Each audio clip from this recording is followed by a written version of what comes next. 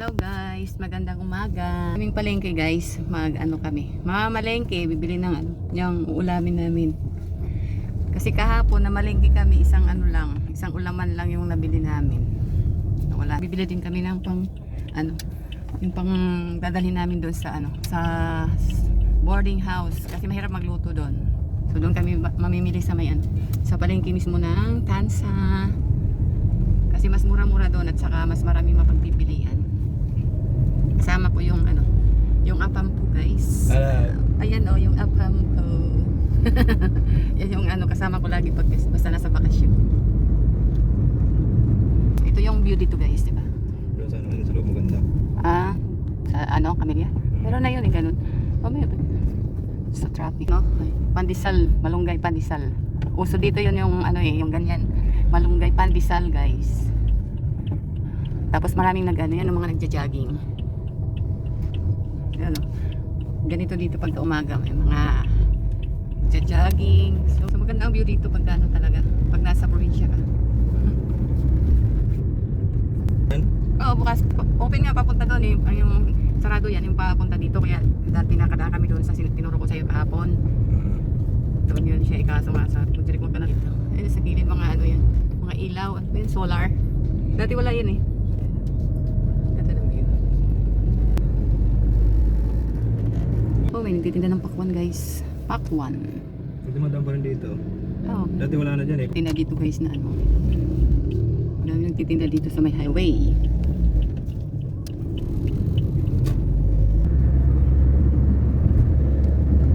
So dito banda guys, marami ng dito subdivision.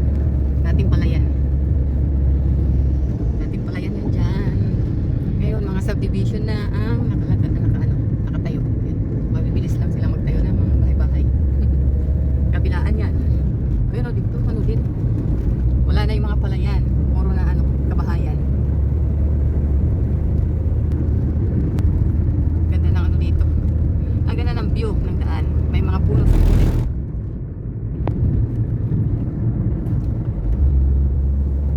Diyan guys, minsan may dyan, may tianggi.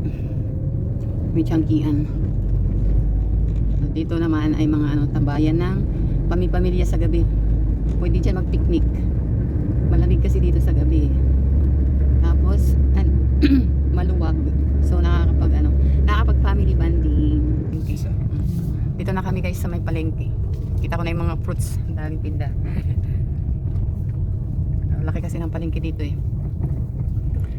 So ayan, ang masarap mamili pag maraming pera kasi mura dito. 180 ang avocado.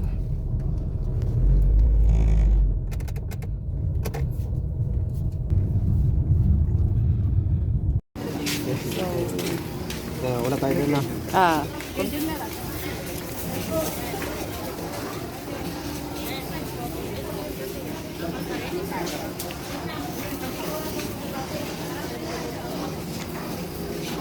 Yan,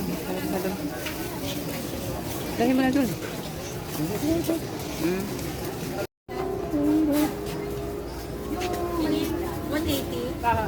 Meron kang 90 soda. So dito na kami guys. Kabili na kami ng konti.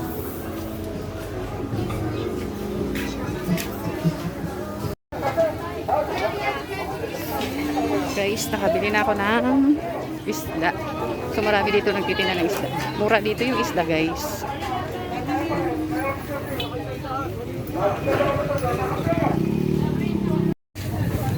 So bili kami guys ng tulingan, pang sinaing na tulingan. Ang sa ilalim pa. Ito sa ilalim. Yan. Ilang piraso. Bangus oh! Lambo! Sige pa, tagtagan mo. Liliit man yan eh.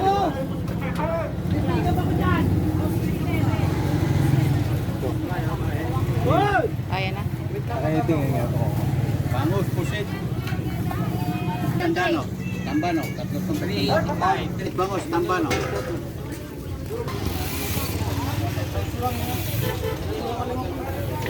Ay, bangus, pusit, tamban.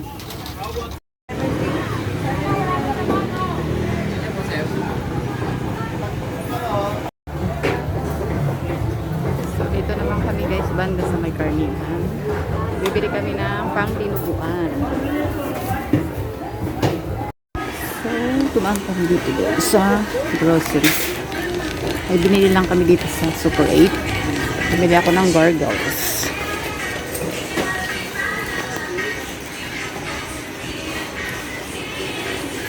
Okay.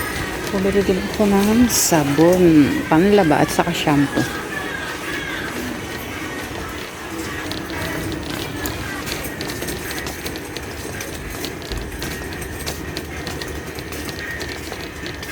So, yan ang binili namin guys. Oh, hanap pala ako ng toyo at saka suka guys. Kalimutan ko. Bibili ako suka kasi mag-aatsara ako. Atsara. Suka. Sa taas. Saka toyo.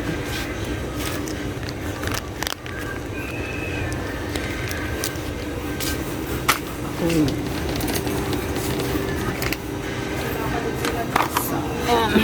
So, yan na guys. Punta na ako sa counter. Kami guys, mamili. Papauwi na kami. Bili na kami ng mga kakailanganin namin. Nag-grocery din kami dito ng konti. Dito sa malapit na supermarket. Pauwi na kami guys. At napakainit na din. So ano pa lang, alas 9 na. Pero grabe na ang init. Dami din kaming napamili kahit pa paano. Pang ulam-ulam din sa ibang sa bukas, sa ibang araw. Para hindi punta ng punta sa palengke. Dito ulit kami dadaan sa may shortcut guys. Hindi na kami sa may highway mismo. Kasi traffic. So dito mas madali. Mas madali ang daan. Yan. Diba ang sarap guys mamili kasi ang dami dito daming paninda. Prutas, gulay, isda. Saka dito mas mura kasi malapit sa sa mga taniman ng gulay, sa prutas. Saka malapit din sa TV ko nasa truck. TV, nakita namin laking TV daw. Mamili. Sarap lang mamili, di mo mamamalayan ubos na pala yung pera mo. Okay lang yung pagkain naman. Basta makakain lahat.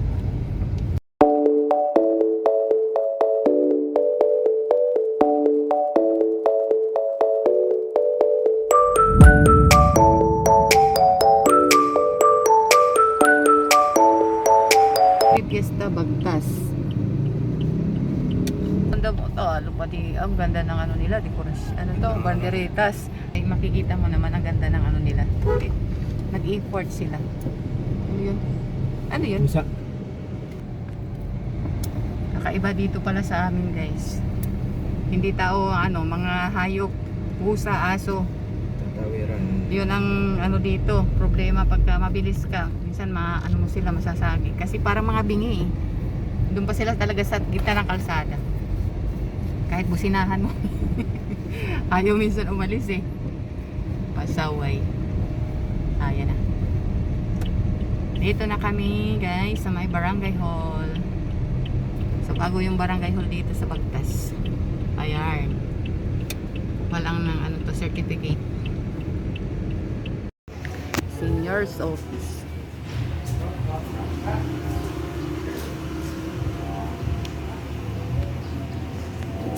Ito na kami guys sa may barangay. Walang yung asawa ko na barangay certificate. Barangay residency certificate. Pre, saan mo ba yung yung papel? Nakakuha na ng guys, nakakuha na yung apam ko ng barangay residency certificate. So pauwi na kami. Mabilis lang yung pagkuha ng na yon, ng certificate. So maraming nag-a-assist naman diyan kasi sa barangay hall. So mabilis ang proseso. Certificate of the Saka 10 pesos ang may bayad lang 10 pesos. Siguro sa pag-print lang ganun lang, dali. Wala nang mga ibang chichi-chichi-borichi. Sige. Pauwi na kami. Dadaan muna kami ng clubhouse. At kukuha naman kami na guys ng sticker. Kasi sinisita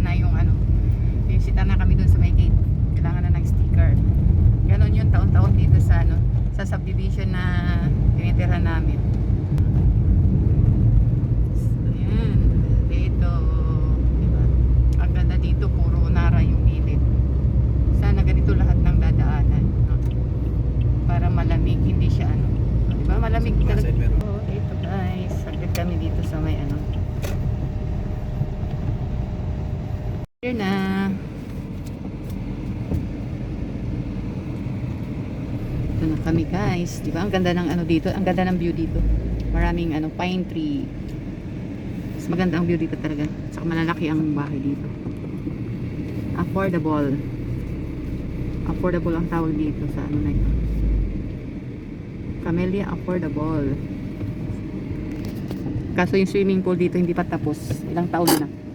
So ayun, doon banda yung swimming pool na hindi pa matapos-tapos. Ayun. So ito yung clubhouse dito guys sa may ano, Bagtas. Bagtas Camellia. Camellia Bagtas. Kuha lang ko ng sticker. So ayan oh. Ito dapat yung swimming pool guys na hindi pa natatapos. Yan. Ang tagal. Ilang ano na rin yan. Hindi pa natatapos. Diba? Ewan kung kailan matatapos yan. Matagal na yan. Taon na yung binilang pero wala pa rin. Hindi pa siya tapos.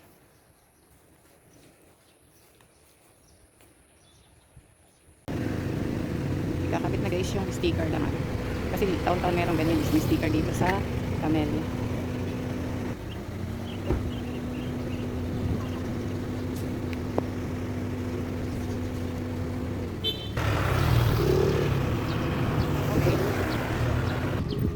So, dito na kami guys, ano, malapit sa bahay. Tapos na kami magpakabit ng sticker. Sa loob ng liit. Nasa loob na ulit kami ng subdivision. Matagal doon nagantay yung ano, yung mister ko. Hindi na kasi ako sumama sa kanya sa loob ng office eh. Tagal dahil daw proseso ng pag ano ng sticker. Tapos na timing pa may nagreklamo pang ano dito homeowners. Lalong nagtagalar. So, dito guys sa ano banda sa amin medyo masikip pero sa kabila kasi malalaking unit yun maluwag doon ito kasi halo-halo na eh may malaki may maliit pero more on maliliit na unit yun lang kasi ang kaya namin so yan. So hanggang dito lang muna guys yung aking vlogs see you on my next vlog guys. Thank you for watching guys. Bye bye.